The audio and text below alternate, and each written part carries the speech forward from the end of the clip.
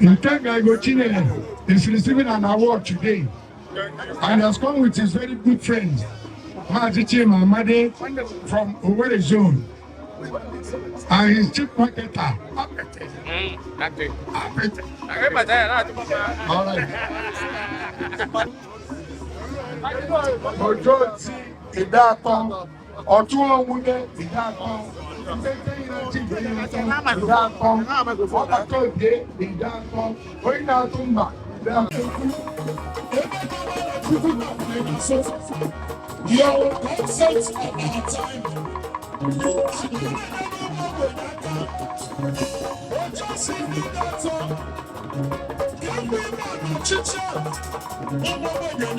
Ideato.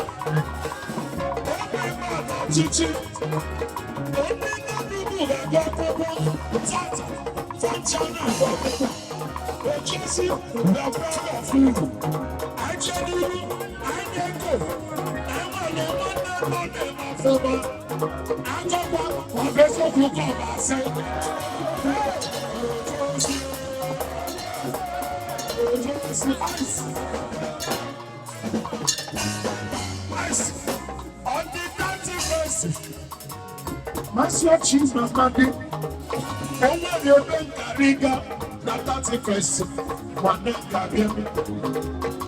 What can you be seen? I'm not doing that so no good number one.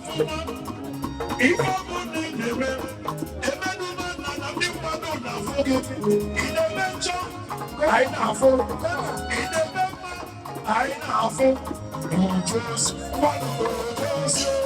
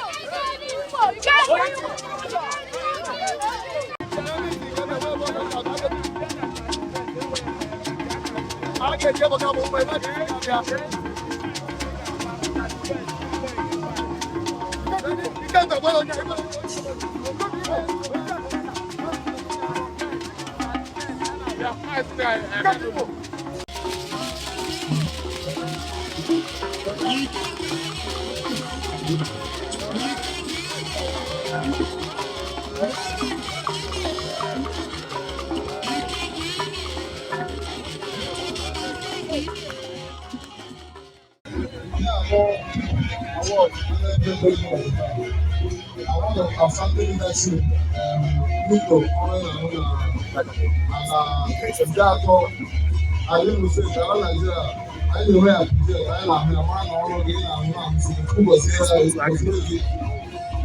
want to currency even more. After that,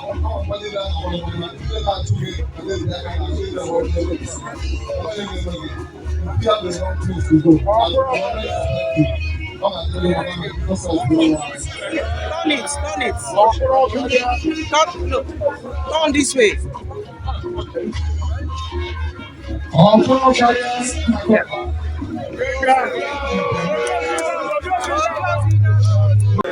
Power to the people. GDF. One family. GDF. One family. One family.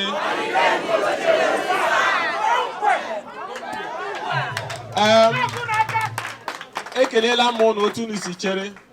Enwe program taa ihe ajọ ọsịsị ka m fere unu aka. Unu ma na anọ m ya. Obi unu na-adajụ. Ndị GDF anyị nọ together. Enwe ihe na-emenụ. Ụmụ agbọghọ anyị ji biri Ikenga babes.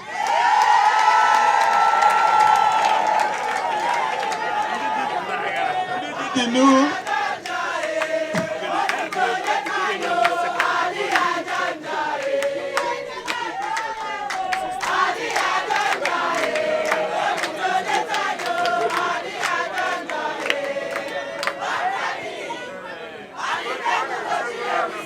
I love you all. Thank you, thank you. Ụmụnne m taa na pụrụ iche n'ihi na ezigbotere enyi m nke m na-ahụ mgbe ụfọdụ Maazị bịara rahụ n'ụlọ anyị taa. It's the first time he's sleeping in our place. Wee sị ya ga-anọ enwe ebe ndị ọ na-aga ugbu a, but sị ya ga-nchetụ ka ụnụ pụta ka anyị fere ụnụ aka. Ụbọchị nta ka anyị chụọ n'Owere nchi. But ụnụ ga-ama na ọ ezigbotere enyi anyị kwa ya. He stood with us when nobody was standing with us. I say, o tinyere ego ya, mgbe ọ na-enwe ihe ọ chọrọ from us. Tinye time ya, tinye everything to make sure na anyị rutere ebe anyị nọ taa. Ọ bụrụ na Maazị bịa here in future, say na enwere ihe na-agụ ya, a ga na ya ego. A ga-enwe onye ga na consider ya na ya. N'ihi na anyị ji ya ụgwọ. So mgbe ọ na ọ sị ya chọrọ ka akwụọ ya ụgwọ eji ya, a ga-eme ya gịnị? Na-ele ha anya n'azụ. N'ihi na ihe ọ na Maazị ji, mụ ji ya.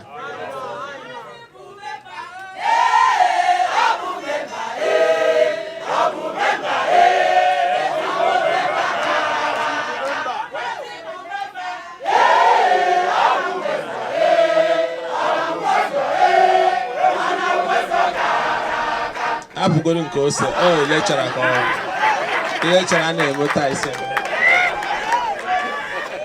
So, Maazị, anyị nabatala gị kamgbe yesterday anyị na gị nọ ruo today.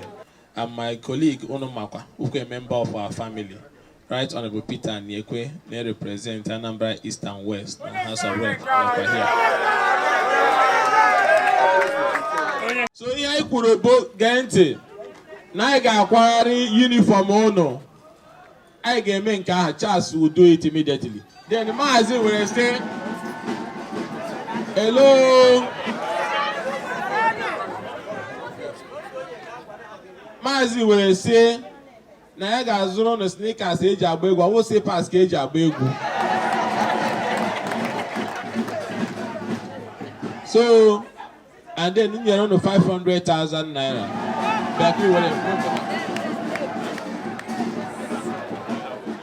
And hello.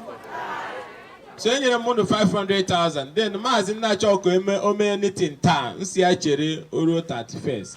That cost I get you 500,000 naira. Here we are.